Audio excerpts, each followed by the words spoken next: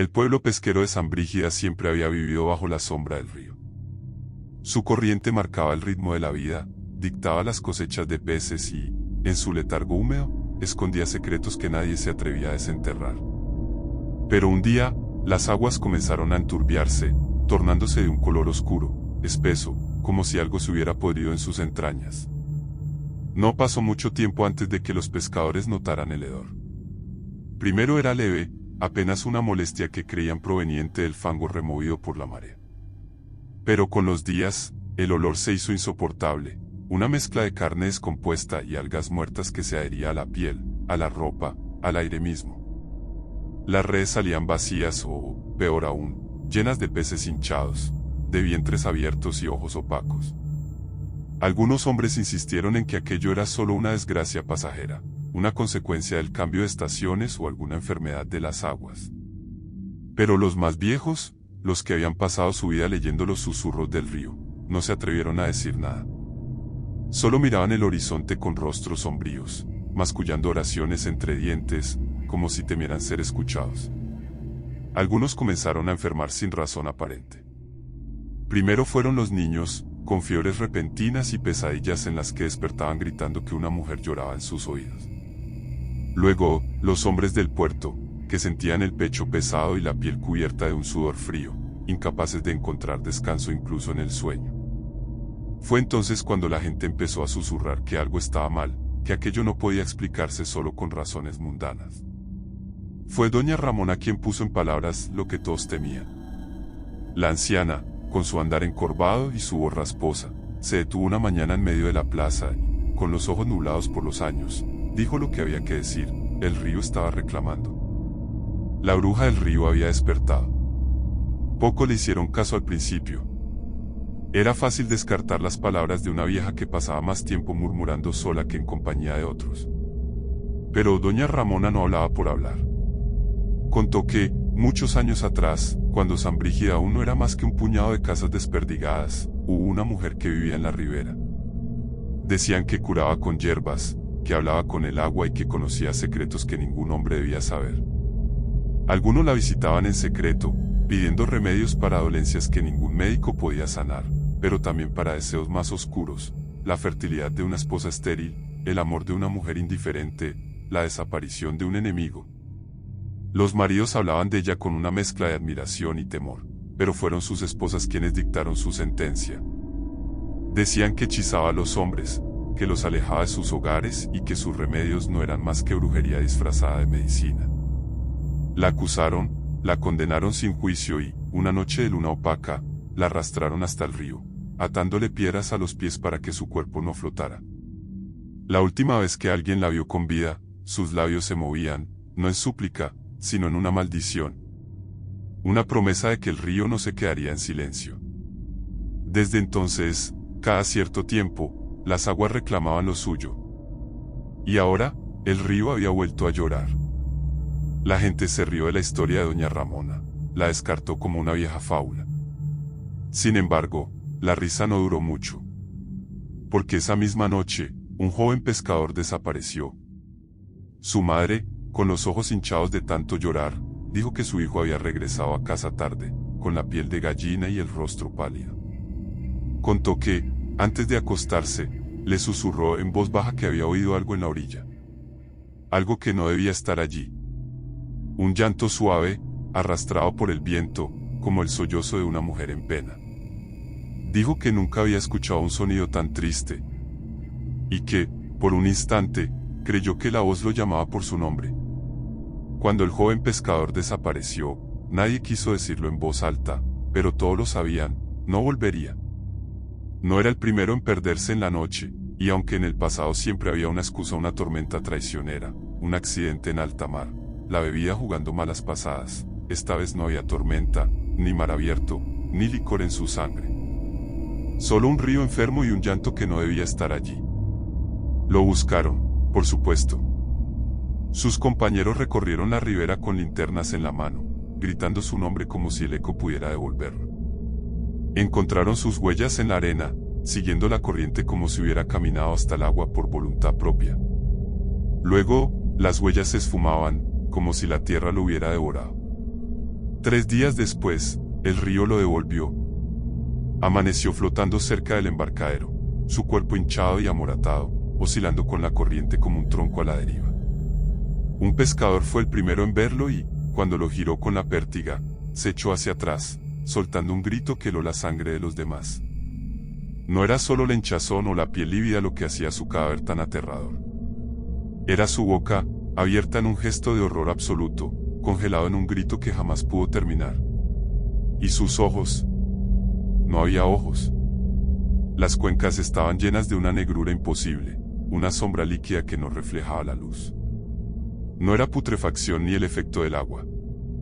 Era algo más profundo, como si la muerte misma hubiera succionado la última chispa de su ser, dejando solo un cascarón vacío.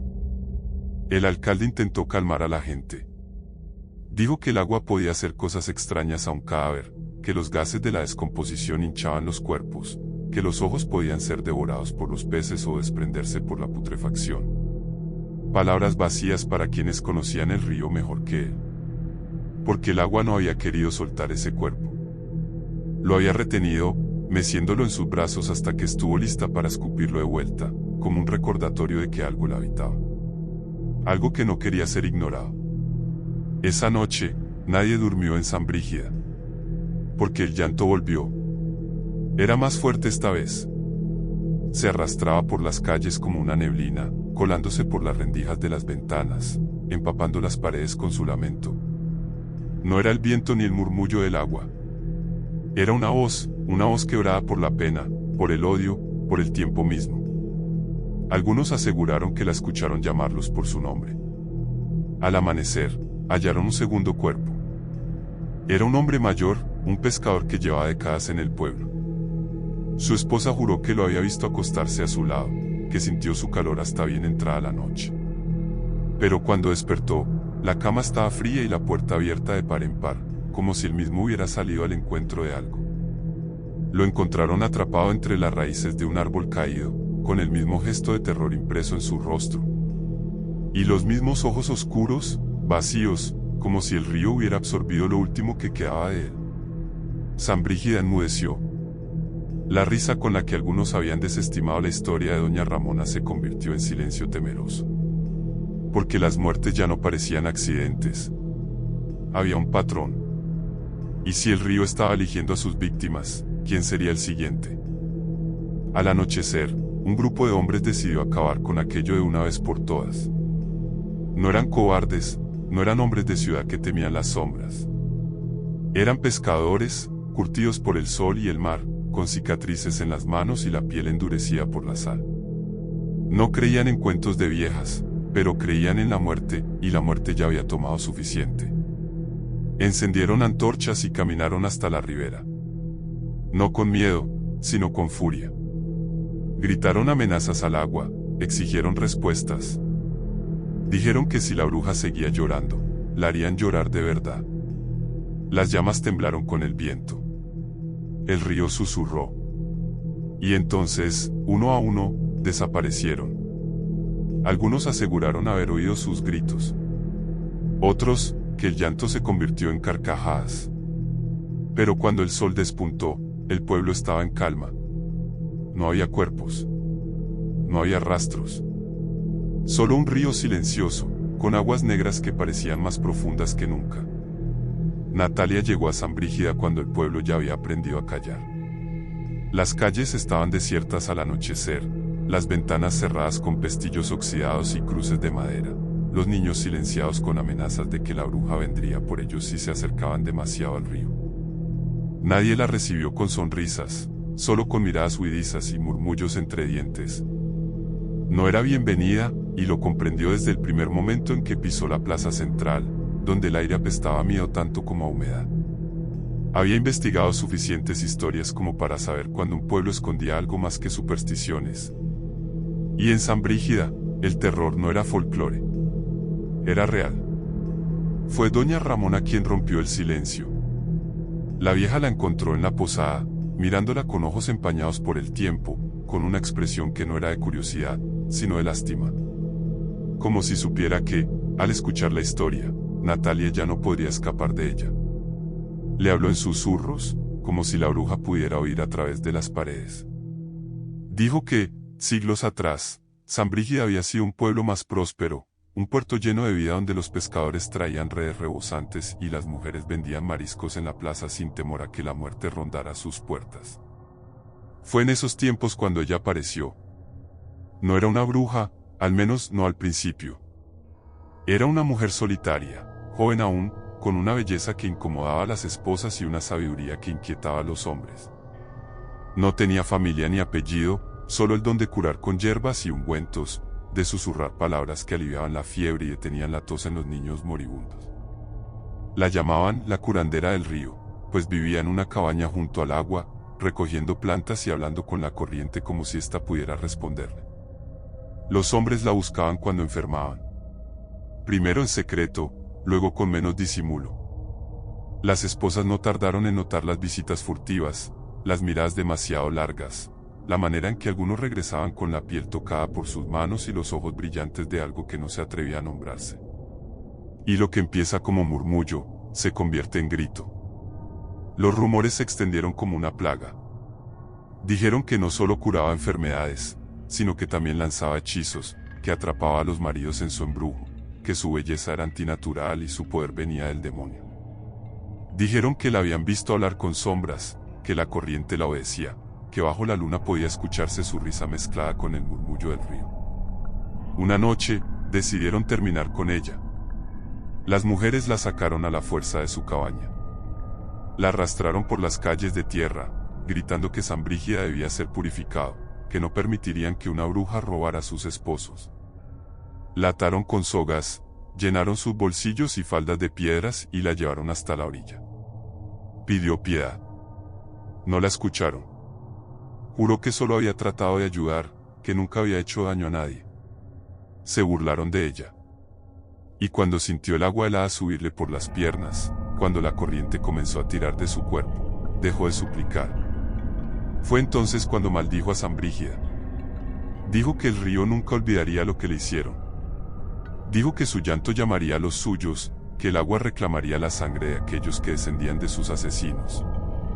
Que los hijos de las mujeres que la condenaron, y los hijos de sus hijos, y todos aquellos que llevaran su misma sangre, serían llamados al agua. Y con su último aliento, prometió que nadie en San Brígida moriría en tierra firme. Entonces la corriente la devoró. Desde esa noche, el pueblo la olvidó. Pero el río no. Natalia sintió el peso de la historia sobre sus hombros. Algo encajaba demasiado bien, algo que no era solo una leyenda contada por una anciana temblorosa. Las víctimas, todos los que habían desaparecido. Sus apellidos eran los mismos que estaban inscritos en las lápidas más antiguas del pueblo. Las familias que llevaban siglos en San Brígida. Los descendientes de las mujeres que la ahogaron. El río estaba cobrando su deuda. Para cuando el llanto llegó a las casas, la gente ya sabía que no había escapatoria. Al principio solo se oía en la orilla, un gemido lastimero que se perdía entre la brisa nocturna. Pero después comenzó a filtrarse por las rendijas de las ventanas, a resonar en los pasillos vacíos, a brotar de los pozos y los cántaros de agua. Algunos aseguraban que se despertaban en mitad de la noche con el sonido justo al lado de sus camas, como si alguien sollozara en la oscuridad. Otros no despertaban en absoluto. Los encontraron en la mañana, acostados en sus colchones como si durmieran, pero con los ojos abiertos y completamente negros, con la piel húmeda y fría como si hubieran estado sumergidos en el río toda la noche. Los habitantes intentaron rezar. Se reunieron en la iglesia con el sacerdote, un hombre anciano de manos delgadas y mirada cansada. Se aferraron a los rosarios, al incienso y al agua bendita, como si la fe pudiera callar lo que el río reclamaba. Pero la fe no ahoga el llanto de los muertos. Cuando el sacerdote intentó bendecir el agua, se desató el horror. Los pobladores se reunieron en la orilla, observando con desesperación mientras él alzaba su crucifijo y esparcía agua santa en la corriente oscura. Dijo que la maldición no tenía poder sobre la luz divina, que Dios protegería a San Brígida si sus habitantes demostraban verdadera devoción. Las aguas comenzaron a hervir. No hubo tiempo de correr. Algo lo agarró de los tobillos y lo arrastró con una fuerza imposible. Gritó, se retorció, Pero el agua lo devoró sin esfuerzo, como si hubiera estado esperando ese momento. En la superficie solo quedó flotando su cruz de madera. Después de eso, nadie se atrevió a volver al río. Pero Natalia no tenía opción.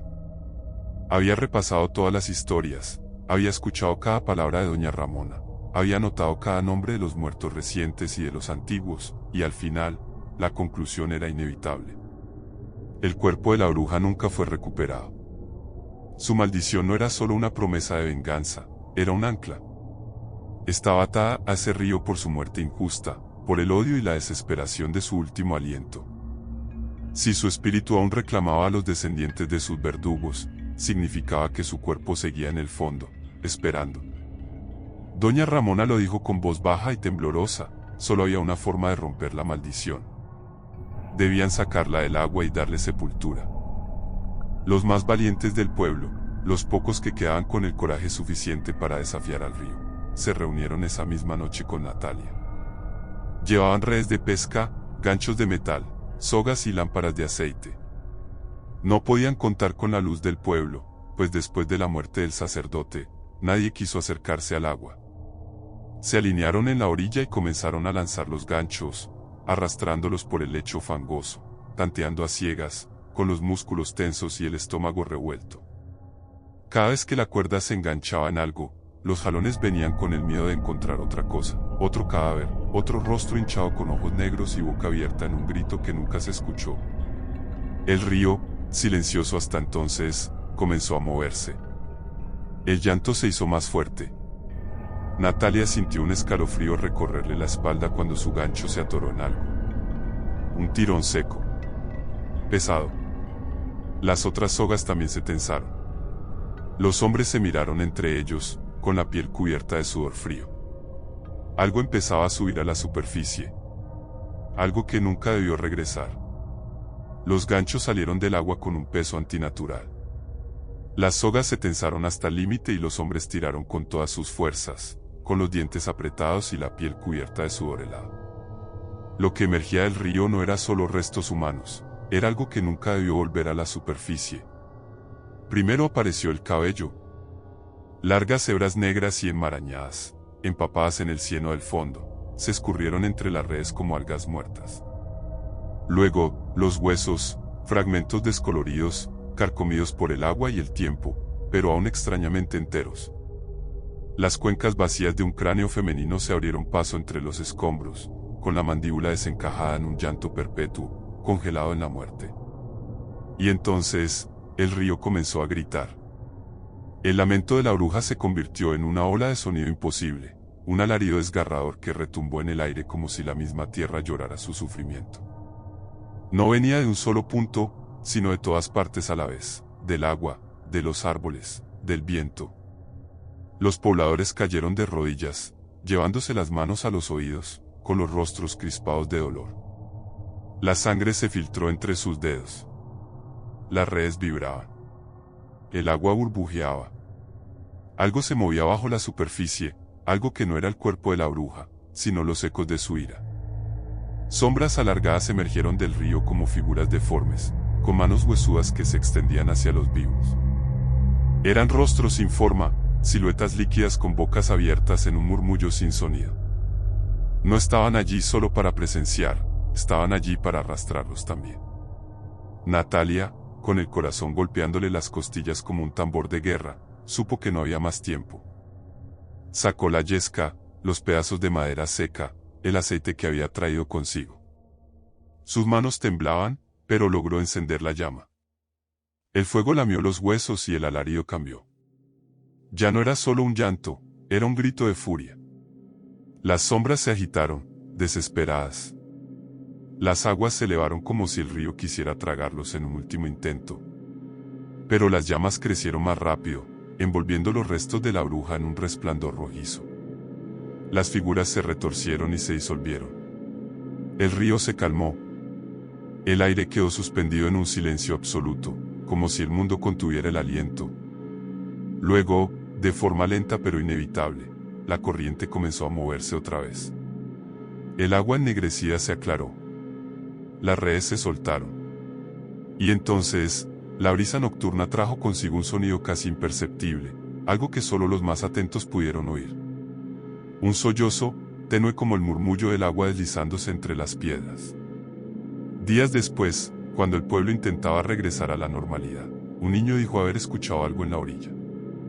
Dijo que el río seguía llorando por las noches, y que, a veces, si uno se acercaba lo suficiente, podía escuchar su nombre flotando en la corriente,